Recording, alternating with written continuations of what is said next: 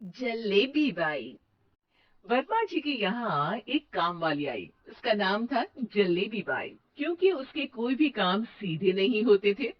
बात हो या काम, हर चीज घुमा के ही करती थी। साहब, ये छुट्टी है ना, मुझे चाहिए। स्कूल में बच्चों को क्या क्लासेस क्लासेस क्यों चाहिए तुमको? अब ये गर्मी की छुट्टी चाहिए, दिन की। अरे तो इतना घुमा कर क्यों बोल रही हो? सीधे सीधे बोलो ना। वैसे क्यों चाहिए तुमको छुट्टी? और मेरे भाई के जो पापा है ना, उनकी जो पत्नी है ना, उनके भाई के पापा की पत्नी को बुखार आ रहा। हो ऐसी पहेली मत बुझाओ कि मुझे बुखार आ जाए। अरे सीधे सीधे बोलो ना जलेबी भाई। अरे देखो, मेरे भाई के पापा, मेरे पापा, उनकी पत्नी यानी मेरी माँ के भाई यानी मेरे मामा के पापा यानी मेरे नाना, और मेरे नाना की पत्नी यानी मेरी नानी। मेरी नानी को ना बुखार आ रहा है साहेब। अरे जलेबी भाई, तुम 2 नहीं 10 दिन की छुट्टी ले लो। बस अगली बार से ना ऐसी छुट्टी मांगना हो तो अनुराधा से मांगना, मुझसे नहीं। हाँ, ठीक है। बहुत सही। एक और बात सुनी तो मुझे पागल खाने जाना पड़ेगा। खाने क्यों जाओगी? गोली खा लो। अरे जलेबी भाई, दिमाग का ढोकला मत बनाओ, जाओ यहाँ से प्लीज। वर्मा जी जलेबी बाई की घूम बातों से जान बचाने के लिए उसे लंबी छुट्टी दे देते हैं और अनुराधा को बताते हैं। अरे आज तो उसने मेरे दिमाग के तार ही उलझा दिए। क्या घुमा घुमा के बात करती है जलेबी बाई। अरे तुम कहो तो मैं तुम्हारा हाथ बंटवा दूंगा घर के काम में, लेकिन जलेबी बाई को तो और झेल नहीं सकता मैं भाई। अरे शांत हो जाओ, संभाल लिया करूंगी उसे। लोड मत लो आप उसको। हाँ हाँ, तुम संभाल लेना उसको, वरना मुझे नहीं संभाल पाओगे। मुझे आगरा के पागल खाने में ही भर्ती होना पड़ेगा। आगरा क्यों जाना? मुझे तो लगता है जलेबी बाई इस घर में थोड़े दिन और रही तो हमारा घर ही एक मशहूर पागल खाना बन जाएगा। तो दूसरी काम वाली ढूंढ ले क्या? अरे आजकल तो हर काम वाली बाई जलेबी जितनी ही टेढ़ी होती है। निकालेंगे नहीं, सिखा लेंगे उसको हम। लंबी छुट्टी के बाद जलेबी बाई घर आती है। आज आ गई जलेबी बाई। नानी कैसी है तुम्हारी? और वो आता है जो बहुत आता है। अब एक नंबर है। अच्छा, क्या हुआ था उनको? दिल टूटने पर होता है ना, चोट लगने पर होता है, पगार का पैसा कटने पर भी होता है। अरे क्या होता है? बुरा लगता है? होता है, में होता है। और जिसे ठीक करने के लिए ना आदमी को डॉक्टर के पास ही जाना पड़ता है। दर्द हुआ था उनका हाथ पैर में। अच्छा बस, मेरे दिमाग में दर्द होने लगा तुम्हारी जलेबी जैसी बातें सुनकर। एक काम करो, ऊपर गेहूं की पोटली रखी है, तुम जल्दी से लेकर आओ, आज आटा पिसवाना है। जलेबी बाई भागकर छत पर जाती है और गेहूं की पोटली उठाने की कोशिश करती है, मगर वजन ज्यादा होने की वजह से उससे बोरी उठती नहीं। वो सोचती है कि पोटली जल्दी पहुंचानी है। बस जलेबी बाई के टेढ़े दिमाग में एक टेढ़ी तरकीब आती है। वो पोटली को छत पे घिसकर उसे बालकनी तक ले जाती है और छत से भीतर बरामदे में बोरी फेंक देती है। लो जी लो, हो गया जल्दी जल्दी काम। नीचे पहुंचती है तो देखती है कि अनुराधा वहां उसे गुस्से से देख रही है और नीचे पूरा गेहूं बिखरा पड़ा है। क्या क्या हुआ था? आपने कहा था जल्दी से ले आओ, तो बताओ तो। अरे एक काम तो सीधा करो। क्या क्यों का सब सत्यानाश कर दिया। अनुराधा सोच लेती है कि अब इस जलेबी को सीधा करना ही पड़ेगा, वरना बहुत परेशानी हो जाएगी। जलेबी बाई फिर भी सुधरती नहीं है। रोज कोई घूमी फिरी बात से वर्मा जी के दिमाग में शॉर्ट सर्किट करती है, तो कभी अनुराधा के काम बिगाड़ती। जैसे कमरे में झाड़ू लगाने का कहने पर कमरों की दीवारों पर झाड़ू टांग के कहती, लगा झाड़ू। देखते ही देखते ये महीना खत्म हो जाता है। अरे पैसे दाना, पैसे तो नहीं है। पैसे नहीं है का मतलब पैसे तो होते ही है ना घर। अरे भरोसा नहीं है तो पूरे घर में ढूंढ के बता दे कहाँ पैसे हैं, लाएंगे तुम्हें। लाए मैं। जलेबी जल्दी से अनुराधा का पर्स लेकर आती है। हाँ, अरे मुझे तो नहीं दिख रहा।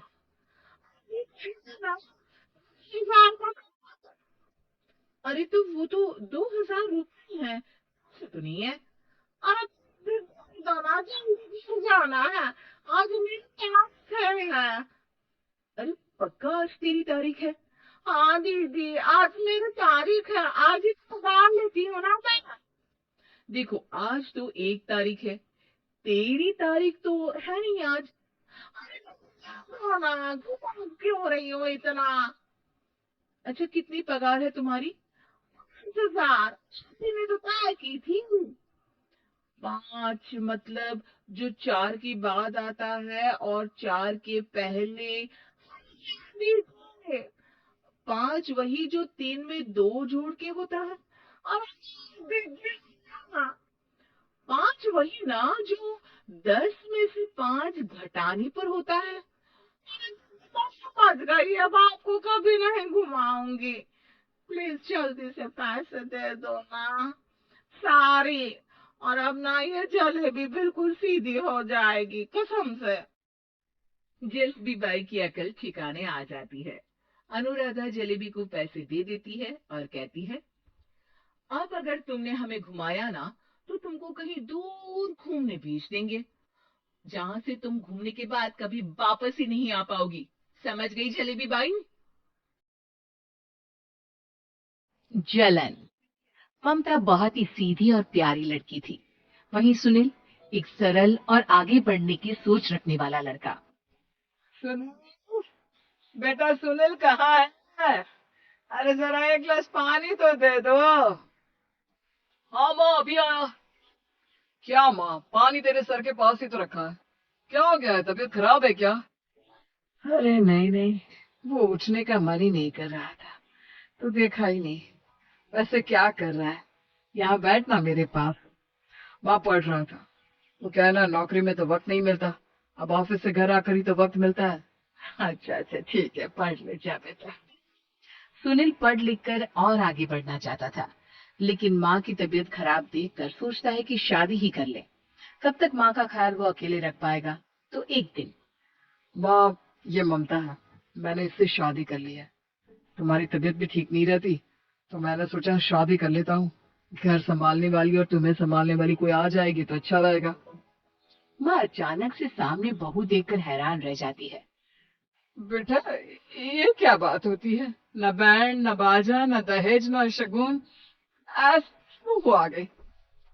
माँ तू तो जानती है मैं नौकरी के साथ पढ़ाई कर रहा हूँ, तो कहाँ से इतना पैसा बचा पाता कि धूमधाम से शादी करता। वैसे भी माँ लोग तो आकर खाकर निकल जाएंगे, इसलिए बस वैसे ही। माँ जी मैं आपका ख्याल रखूंगी, वैसे भी ये आगे की पढ़ाई कर रहे हैं, अच्छा कुछ कर गए तो सबके दिन फिर से अच्छे आ जाएंगे। सास को ममता की बात ठीक तो लगती है, लेकिन मन में कहीं ना कहीं लगता है कि कहीं बहू बेटी को लेकर ना हो जाए और फिर तो वो रह जाएगी अकेली। बेटा देख, मेरा जो कुछ भी है वो सुनील ही है, और सुनील का भी अब इस दुनिया में मैं ही हूँ और कोई नहीं। क्या सुनील। बिल्कुल माँ, लेकिन आज से ममता भी मेरे जीवन का अहम हिस्सा है जैसे तू है। सास को बड़ा बुरा लगता है कि उसकी सल्तनत में कोई और हिस्सेदार कैसे हो सकता है, कैसे कोई और उसके 30 साल के बेटे की जिंदगी में अचानक से आकर बराबर का हिस्सेदार बन सकता है। देख बहू, मैं भले थोड़ा बीमार रहती हूँ, लेकिन इसका मतलब यह नहीं कि घर की चीजों में मेरा कंट्रोल खत्म हो गया है। मैं आज भी इस घर की रानी हूँ, समझी। बेटा सोचता है कि ये माँ को अचानक से क्या हो गया। कल तक जो माँ कहती थी कि जिंदगी का कोई भरोसा नहीं, वो अचानक से जंग के मैदान की झांसी की रानी कैसे बन गई। माँ क्या हो गया, ठीक है ना। अचानक कैसी बात कर रही हो। ममता का आज पहला दिन है, स्वागत करो उसका। आसपास के आंटियों को बुलाओ, नई दुल्हन की मुंह दिखाई करवाओ। खैर, सास सास होने का फर्ज निभाती है और बाद में एक सहेली के साथ बाहर निकल जाती है। क्यों नहीं बताया नहीं कि बेटे का ब्याह कर रही हो? वैसे तो सारा दिन हम ही में घुसी रहती हो। अरे मुझे भी तभी पता चला। क्यों अचानक सर पर लेकर आ गया। कहता है बहू है माँ तुम्हारी। अब इसको भी इतना ही मैं प्यार करता हूँ जितना तुझे करता हूँ। लो जी, ये क्या बात होगी? क्यों इतना प्यार करता है? अरे माँ का प्यार तो ज्यादा होता है।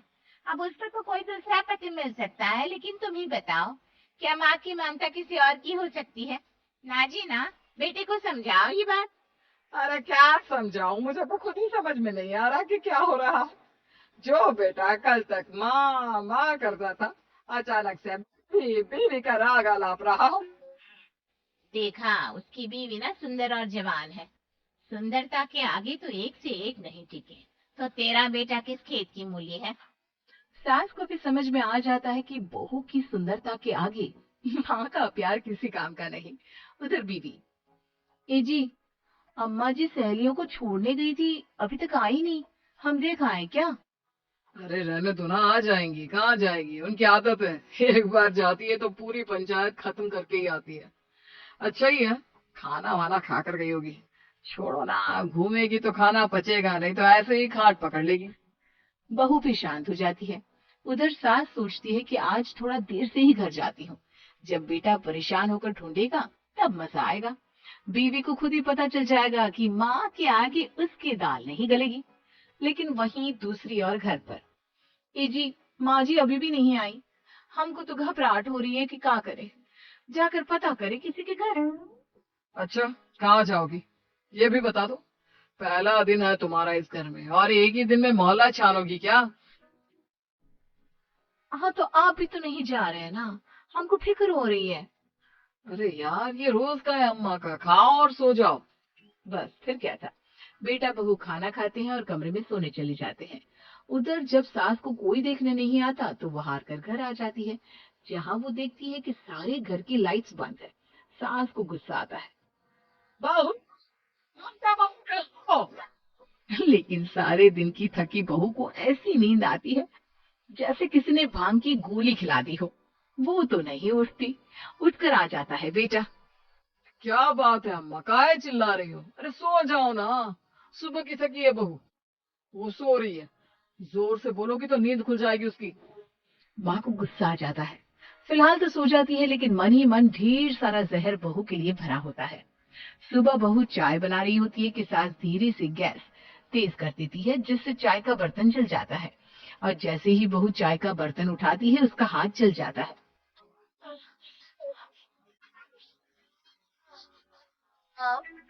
वो जोर जोर से चिल्लाकर इधर उधर भागती है कि सास थोड़ी देर में उसके हाथ में पानी डाल देती है। हाय रे बहू, क्या कर रही हो? पहली बार रसोई छुई हो क्या?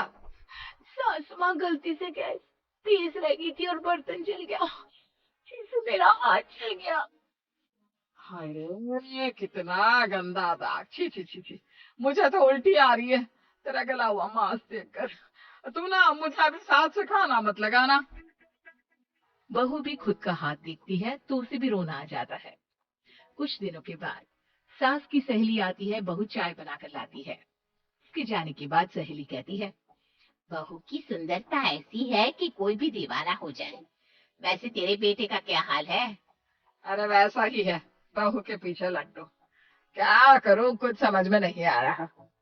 मैंने तो बहू के चेहरे पर दिवाली के पटाखे की चक्री फाती, उसका पूरा चेहरा जल गया। अब देखो ना रही सुंदरता, और ना ही अब मेरा बेटा उसे पूछता है। अरे अब तो वो उसे छोड़कर दूसरी भी देखने को बोल गया है मुझे। बहू सारी बात सुन रही होती है। आंटी एक बात बताइए, क्या भरोसा है कि दूसरी सही आए और आपके अनुसार रहे? देखिए आंटी, मेरी सासू माँ को गलत बात सिखाने की जरूरत नहीं है। हमारा परिवार साथ में खुशी से रह रहा है। देख बहू, मेरी सहेली की बेइज्जती ना कर, वही अच्छा रहेगा तेरे लिए, समझी? बहू नहीं मानती है। वो बार बार उनकी सहेली को घर से निकल जाने को कहती है।